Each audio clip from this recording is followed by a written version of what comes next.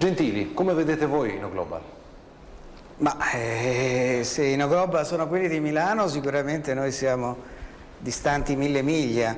Anche qui c'è una differenza, insomma, colossale con le idee che noi rappresentiamo. Noi siamo dei non violenti e quindi pensiamo che utilizzare il proprio corpo per suscitare nell'avversario una riflessione sulle battaglie sia l'unica arma che si può usare, che si deve usare, perché bisogna rispettare comunque l'avversario e le proprie idee. Per noi è sempre stato importante l'interlocutore. Chi ha idee diverse da noi aiuta noi e le nostre idee a confrontarsi e a dare la possibilità a tutti i cittadini di farsi un'opinione. Quindi per noi l'elemento anche dello scontro referendario, dove c'è una parte per il sì e una parte per il no, è un elemento centrale della democrazia. Ma io vorrei riallacciarmi anche al discorso che prima era stato sollevato, il problema della legalità. C'è un problema di illegalità diffusa